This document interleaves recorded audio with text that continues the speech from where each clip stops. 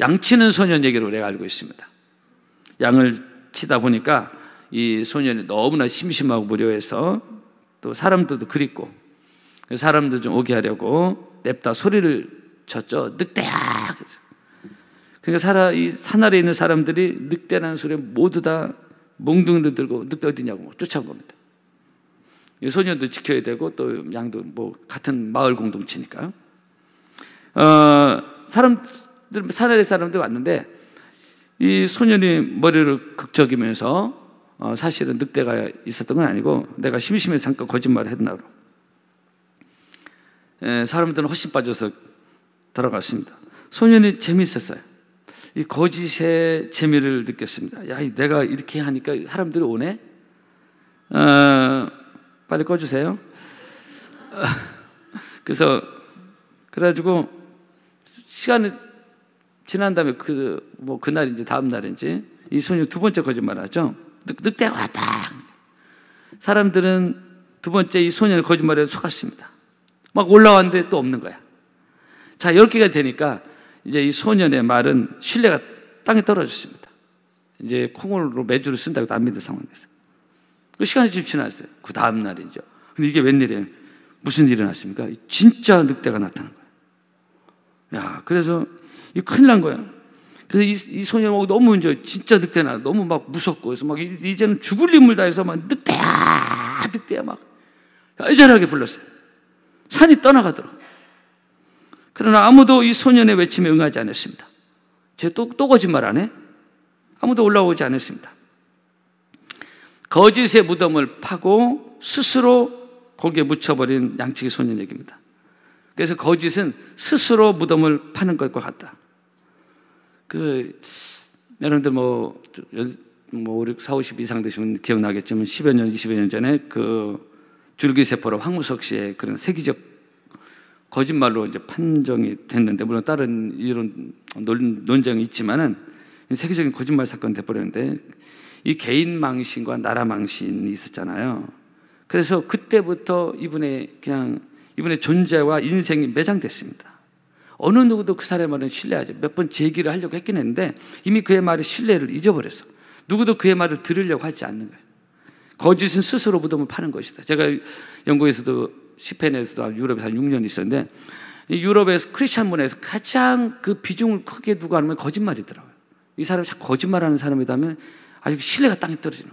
우리는 습관적 거짓말하는 문화가 조금 있긴 한데, 유럽 기독교 면에서는 그 사람이 저 사람은 거짓말하는 사람이다 하면은 이 관계가 형성되지 않아요. 신뢰가 완전히 깨져서 참 이 어려운 상황, 아주 굉장히 비중 있게 다루다 이 거짓은.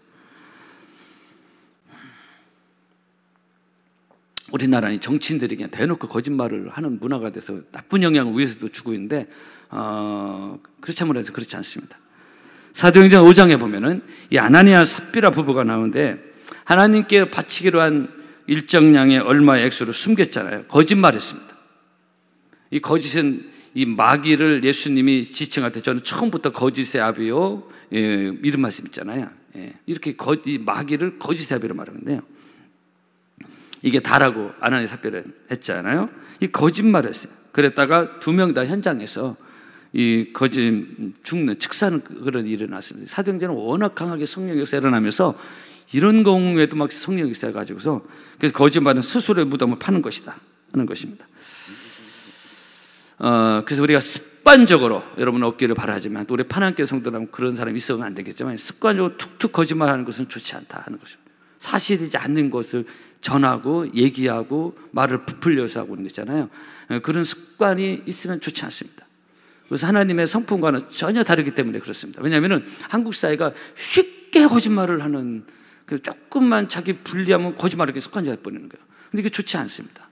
하나님은 거짓의 영이 아니기 때문에, 하나님은 진리의 영이기 때문에 우리 작은 것에서 이 거짓을 생활하는 거 좋지 않다. 우리 이 밤에는 우리 모두는 이 거짓의 어떤 그런 습관이 있다면 내려놓고 진실되게 정직에, 파남교회 하면은 참 믿을만하다, 이런 정직의 그런 보증 수표가 여러분 되기를 주 여러분을 축복합니다. 정말로 좋지 않습니다. 이 거짓이 툭툭 습관적으로 하는 것은. 근데 뭐 신앙생활 열심히 할 거 다 해. 툭하면 거짓말, 조금만 불리한 상황이면 거짓말을 이렇게 하는 경우가 없지 않아 있거든요. 그건 좋지 않습니다. 우리가 사업하는 분들 중에 어떤 사업하는 분은 시간이 좀 흘른 10여 년 얘기긴 한데 뭐 큰 사업은 아닌데 뭐 부업식으로 이렇게 했는데요. 그냥 짭짤한 사업인데 근데 이분은 얘기를 들어보니까 아주 분명한 사업의 원칙이 하나 있더라고요. 크지 않게 지금 사업이 좀 커졌는데 꽤 커졌는데 처음 시작할 때 이번에 사업의 원칙이 하나 있더라고요. 그 뭐냐, 고객들에게 늘 정직하고 진실하게 하는데 만약 제품이 조금이라도 하자가 있으면 100% 환불 아니면 새 것을 바꿔주고 그래서 이걸 기본으로 하고요. 그리고 꾸준히 고객들에게 자기들의 어떤 진실성 그리고 진정성을 가지고 다가가고 했는데 그래서 고객이 자꾸 그걸 이제 알면서 입소문이 나면서 신뢰가 되니까 그 입에서 입소문이 나서 그래서 주변에서 이분 그 사업이 약간 부업식으로 달려들었던 건데 처음에는 거기 전문가들도 들어가도 어려운데 그 1년도 못 버틴다 생각을 했던 건데 그렇지 않아요. 정직하고 진실하게 하니까 이게 입소문이 나서 신뢰가 돼가지고요. 그래서 지금 뭐 한참 시간이 지났는데도 망하기는커녕 아주 그 가정의 생업에 중요한 어떤 수입이 돼가지고 잘 되고 있습니다. 여러분 진실하게 하면 잘 됩니다. 근데 술수나 거짓은 잠깐은 속일지 몰라도 결국은 세상이 좁고 사람 날거든요. 그래서 정직하게 하니까 결국은 잘 되더라고요. 여러분 정직하면 잘 됩니다. 단순한 얘기인데 우리가 예수 믿으면서도 열심히 신앙생활하면서 삶에서는 쉽게 거짓말하는 거 제가 오늘 몇 번 강조할 거예요. 이것은 아주 좋지 않다는 것입니다. 예수님이 아까도 말씀드렸지만 마귀를 딱 지칭할 때 저는 처음부터 거짓말장애, 거짓아비 이렇게 말하고 있거든요. 그래서 거짓은 좋지 않습니다. 진실과 정직은 사는 길이요. 그러나 거짓은 망하는 길이다. 우리 아이들이 어렸을 때 6, 7살 때 얘기가 이런 얘기했어요. 피아노 학원을 다녔는데 어느 날 이 아이들이 피아노 학원을 안 갔습니다. 놀다 보니까 못 갔어요. 그러다가 앞불사 피아노 학원 원장을 길에서 만났습니다. 저에게 집사님인데 우리 애들 보니까 물었겠죠. 당연히 왜 피아노 오늘 학원 안 하냐.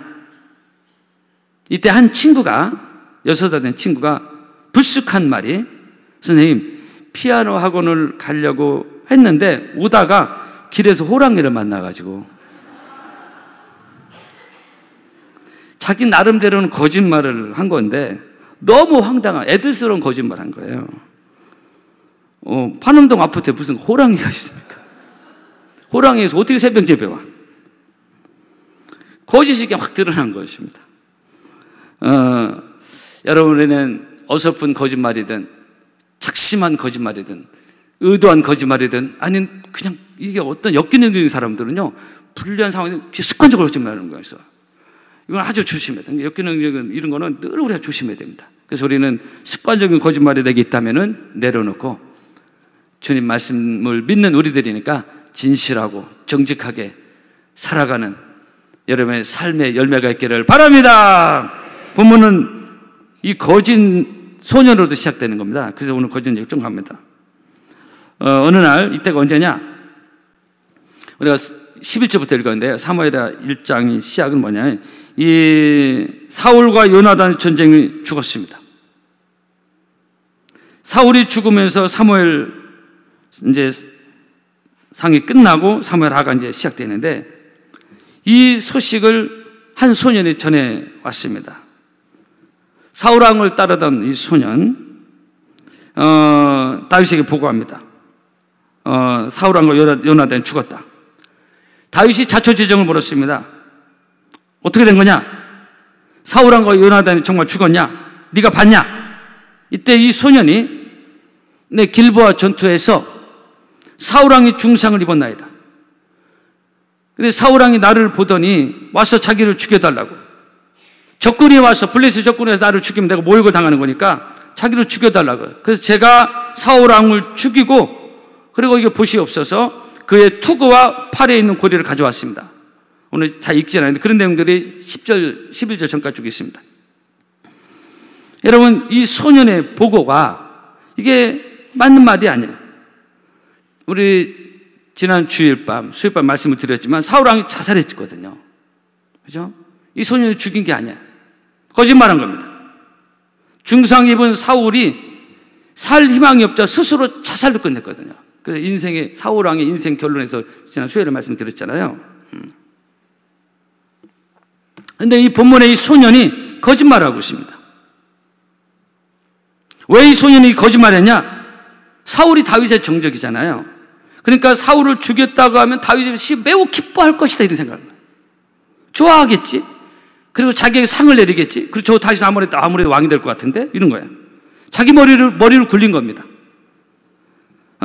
근데 이것은 이 소년이 다윗이라는 사람을 잘 간파하지 못하고 한 거짓말이었어요. 이 소식을 사울과 요나단이 죽은 이 소식을 들은 다윗은 기뻐하기는커녕 크게 슬픔에 잠겨서 그리고서 이 소년에게 말하기를 네가 어찌하여 여호와의 기름 부음 받은 자를 죽였느냐. 그리고 가까이 있는 부하를 시켜서 이 소년을 죽이라고 합니다. 그래서 그 자리에서 이 소년이 죽습니다. 그러니까 괜히 거짓말했다가 본전도 못 찾고 굳이 거짓말을 안 해도 될 상황인데 거짓말했다가 이 소년이 죽었습니다. 그래서 거짓은 죽는 길이요 정직은 사는 길이다. 한번 따라 합시다. 거짓은 죽는 길이요 정직은 사는 길이다. 할렐루야. 그래서 하나님을 믿는 성도는 늘 정직하고 진실하게 그의 말이 늘 신뢰가 가고 저 사람 말은 늘 신뢰가 간다. 믿어진다. 아니 저 사람은 안 믿어져. 이 갈라질 수 있잖아요. 그러니까 여러분들의 말은 늘 신뢰가 가고 믿음이 가는 여러분들의 언행 일치가 되기를 바랍니다. 그래서 우리 쌓여지는 우리의 성품이 아니겠습니까? 그죠? 특히 우리 파남교회 성도라면은 정말 저 사람은 늘 믿어진다. 그런 성도들이 거의 다 우리 오늘 이 밤에 나온 여러분들이 그런 사람들이 되기를 바랍니다. 시편 24편에 보면은 여호와의 산에 오를 자 누구며 그 거룩한 곳에 설 자가 누군가 그 손이 깨끗하며 마음이 청건하며 뜻을 허탄한 데 두지 아니한 자요 거짓 맹세치 아니하는 자로다. 그런 말씀이 있습니다. 여러분 이 시대에 정말로 거짓이 판을 치고 있습니다. 정치인들뿐만 아니라 모든 거짓이 너무 판을 치고 있어요. 그러나 우리 진실하신 우리 하나님 믿는 우리들은 공의와 사랑을 가지고 또한 진실하게 정직하게 하나님을 섬기는 우리의 삶에서 진실이 묻어나서 가정에서도 마찬가지예요. 교회에서도 마찬가지고 그래서 정말 진실한 사람으로 인정받는 여러분의 말이 먹혀지고 말이 정말로 받아들여지는 그런 여러분의 정직과 진실이 되기를 바랍니다. 축복합니다. 두 번째로 오늘 말씀이 다윗의 활놀인데요. 잠깐 말씀 올려갑니다. 어떻게 보면은 이 자기의 정적들이 다 죽은 겁니다. 자기를 그렇게 죽이려는 사울 왕이 죽었어요. 이제 내가 왕이 오를 찬스가 됐습니다. 그렇다면 이 사울 왕의 죽음의 소식, 이것은 다윗의 기쁜 소식이 될 수 있습니다. 제가 알고 있는 어떤 멀리 있는 사람이 가까운 사람이 죽었어요. 형제인지 뭔지. 어쨌든 가까운 사람이 죽으면 슬픈 일이잖아요. 근데 이분이 그 앞에 기뻐할 수는 없어. 근데 이분이 집에 와서 그냥 교회 다니는 사람인데 너무너무 막 할렐루야를 부르고 막 했다고 그러더라고요. 그러니까 이게 불편한 사람, 자기를 괴롭히는 사람이 죽었을 때 슬퍼할 수 있지만 우리 마음에는 그런 마음이 있을 수 있다는 거예요. 그죠? 자기를 그렇게 죽이려고 했던 사울이 죽은 거 아닙니까? 그러면은 다윗에게는 어떻게 보면은 기쁜 소식이 될 수 있어요. 이 상식적 보편적 사람들의 반응입니다. 그죠? 근데 본문에서 다윗의 반응은 너무도 의외였습니다. 다윗이라는 사람을 또 보는 것입니다. 다윗은 어떤 사람인지 너무나 의외했어요. 자기에게 소식을 알린 소년, 이 소년이 사울 왕을 죽였다고 그를 죽이고 그래서 17절에 다윗의 슬픈 노래가 시작됩니다. 다윗의 마음에서 진정을 이렇게 나온 거예요. 참 이게 쉽지 않은 일입니다. 여러분 이게 쉬울까요? 이거? 피가 섞인 형제도 아니야. 사울과 다윗은. 근데 애매하게 자기를 죽이려 했던 사울이 죽었어요. 근데 슬픈 노래가 시작됩니다.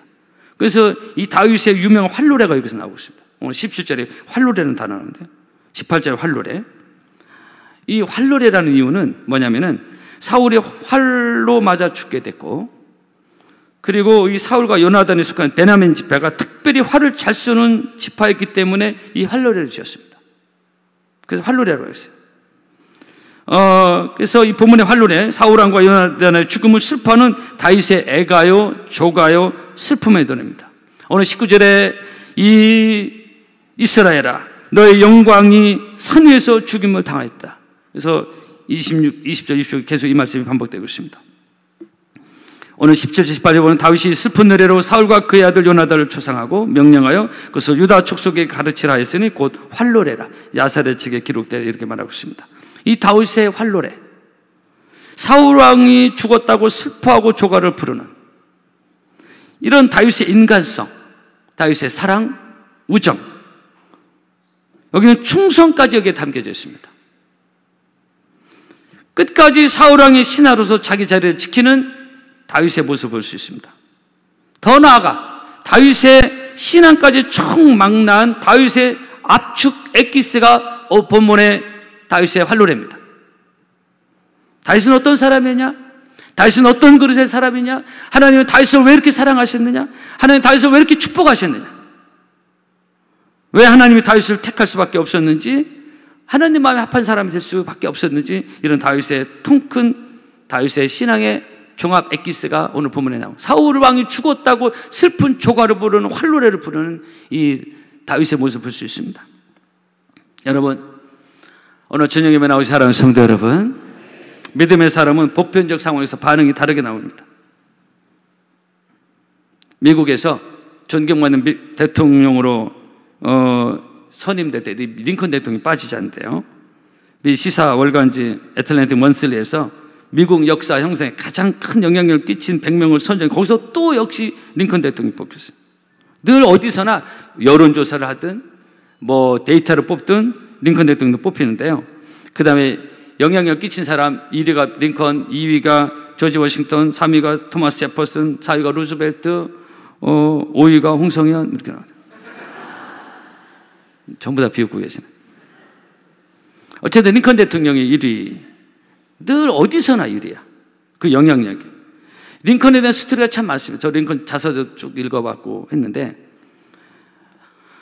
그래서 괜히 링컨 하는 게 아니야. 물론 다른 나라 대통령이 하지만 우리가 또 배울 건 배울 수 있잖아요. 이런 게 있습니다. 링컨 대통령이 대통령 되기 전에 그의 정적이 하나, 스탠톤의 정적이 있었습니다. 이 스탠톤은 링컨의 아주 강력한 정적이었어요.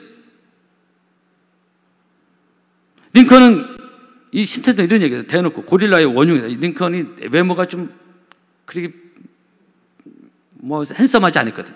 털도 막 브랜드라 있고 고릴라의 원종이다. 또는 막 저급하고 교활한 어릿광대다. 이런 것들이 다 기록이 나와 있습니다. 시간만 되면 링컨에 각종 모욕을 준 사람이 스탠턴이었습니다. 개인적으로 관계가 안 좋은 사람, 늘 화가 날 말을 했습니다. 그러다가 링컨이 때가 돼서 대통령이 됐습니다. 이 때가 왔어요. 무슨 때? 원수가 아플 때가 왔습니다. 이 권력의 힘을 쓸 수 있는 찬스가 왔다, 이게. 근데 이게 웬일이에요? 이 링컨이 이 스탠턴이라는 사람을 국방부 장관을 넣습니다. 그러니까 사람들이 왜 미국 사람들 그 훌륭한 사람들 많은 미국 사람 왜 자꾸 건수만 늘 1위로 링컨이 되느냐? 링컨이 여러 가지 삶 중에 기도하는 사람도 있고 많이 있지만 이런 것도 있어요. 그의 어떤 스케일의 차이. 그 참모들이 아니 대통령 가까워 지금 어떻게 그 사람을 정적을 당신을 그렇게 늘 모욕 주던 그 사람을 어떻게 국방부 장관으로 세우냐? 이때 링컨이 한 말입니다. 물론 그는 나의 정적이 맞다. 그러나 그는 이 분야에서는 능력 있는 사람이다. 이걸 인정한 겁니다. 이게 스케일 자체가 차원이 달랐어요. 당시 미국 정치계가 깜짝 놀랐고 이 사건은 두고두고 회자됐던 사건입니다. 그래서 링컨의 이 의외의 행동과 결정과 판단, 자기의 최대 정적을 최고로 대우하고 어느 면에서는 링컨은 성경을 실천한 겁니다. 늘 집무실에 성경이 있었잖아요. 그것을 생활화한 것입니다. 참 쉽지 않은 얘기입니다. 로마서 22장입니다. 선으로 악을 이기라 그런 말씀이었어요. 우리 한번 따라 합시다. 선으로 악을 이기라. 믿음의 사람, 말씀의 사람이 그냥 머리로만 알고 있는 게 아니라 실천하는 것은 또 다른 문제인데, 링컨은 액션을 그렇게 취한 것입니다. 선으로 악을 이기라. 그 말씀도 그대로 실천하는 겁니다. 우리가 오늘 말씀을 듣지만은 이 정직에 대한 거 거짓하지 마세요. 또 오늘 이건 다윗의 이런 참 이게요 쉽지 않은 일입니다. 우리의 본성과 우리의 감정이 있고 자존심이 있고 이런 게 있기 때문에 쉽지 않지만 성경에 나와 있고 또 믿음의 사람들이 실천하는 이런 내용들이 우리에게 도전을 주고 있는 것입니다. 그래서 믿음의 사람, 말씀의 사람은 보편적 상황에서 반응이 다르게 나온 거죠. 다윗도 다르게 반응이 나왔고 링컨도 다르게 반응이 나왔어요. 우리가 말씀이고 내 감정은 감정이 그냥 감정에 움직이다라고 많이 움직이잖아요. 근데 참 이 특별히 인정받고 칭찬받는 사람은 반응이 이렇게 달라요. 전혀 달라요. 보편적 반응이, 감정의 반응이 전혀 다른다. 그 스탠턴의 사람을 국방부 장관으로 썼던 유명한 사건. 훗날 링컨이 암살자의 흉탄에 맞아서 죽잖아요. 이때 제일 많이 눈물을 흘린 사람이 바로 스탠턴이고, 그리고 장례기간 내내 그 자리를 떠나지 않고 통곡하며 가장 슬퍼한 사람이 스탠턴이었습니다. 정적을 품은 거예요. 그렇죠? 여러분, 믿음의 사람은 다른 사람과는 반응이 다르다는 것 기억하고, 그래도 그런 성숙한 믿음으로 성장하는 여러분 되기를 바랍니다. 여러분, 베드로가 예수님 부인 저주했잖아요. 그것도 수제자가 바로 그 전날까지 큰 소리 빵빵 쳤고, 내가 누군데 예수를 부인하냐. 그러다가 막상 당일날 베드로는 형편없이 무너졌습니다. 한 번도 아니고 연이어 3번씩이나. 자기 스스로도 창피하고 자기 스스로가 자기에게 실망한 상황. 그래서 고기잡이로 가버렸잖아요. 이때 예수님 베드로를 찾아가서 다시 만나고 했는데, 이때 예수님의 반응이 어땠습니까? 이때 다시 만났을 때 보편적 반응은 뭐예요? 막 혼내키고 네가 나를 배신할 수 있냐, 우리는 그런 거 삼자 되면 네가 그래서 나 서운했다, 우리는 그런 얘기 많이 하잖아요. 그런 얘기에서 관계가 풀어지니까 오히려 관계 더, 그런 얘기 하면서 우리 관계 더 어지러워지는데요, 어려워지는데, 아예 말을 하지 않고 있는 게 낫지, 네가 그래 얘기하면 풀릴 것 같으면 그렇지 않습니다. 근데 보편적 반응은 네가 어떻게 그럴 수 있냐 얘기할 수 있는 상황이에요. 근데 예수님의 반응은 전혀 의외의 반응이었습니다. 다시 베드로를 예수님 품어주고 용서하고 다시 제자로 삼고 다시 사명을 주고, 그래서 베드로라는 사람이 나오고 있지 않습니까? 여러분, 성도 여러분, 믿음의 사람은 보편적 상황에서 반응이 다를 때가 많다는 것.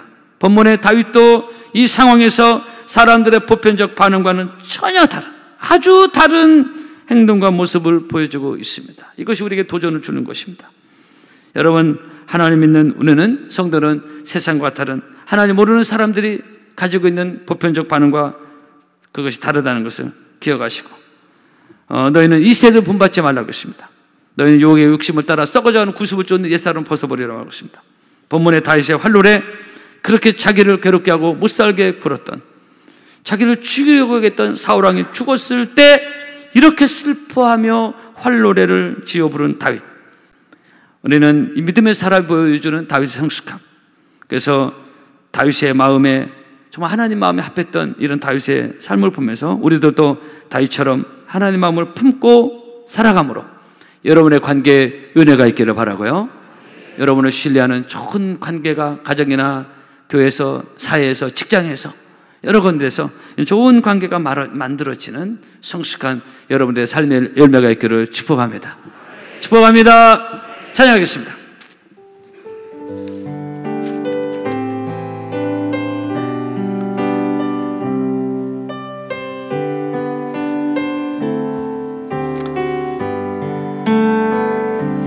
여기에 모인 우리 주의 은총 받은 자여라. 주께서 이 자리에 함께 계심을 아노라. 언제나 주님만을 찬양하며 따라가리니 시험은 때도 함께 계심을 믿노라. 이 믿음 더욱 크세라. 주가 지켜주신다.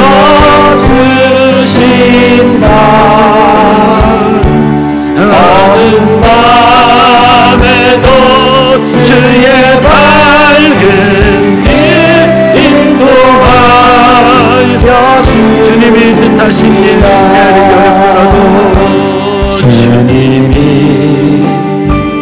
뜻하신 일 헤아리기 어렵더라도 언제나 주 뜻 아래 내가 있음을 아노라. 사랑과 말씀들이 나를 더욱 새롭게 하니 때로는 넘어져도 제 웃음 위를 믿노라. 이 믿음도 크세라. 이 믿음도 크세라. 주가 지켜주신다.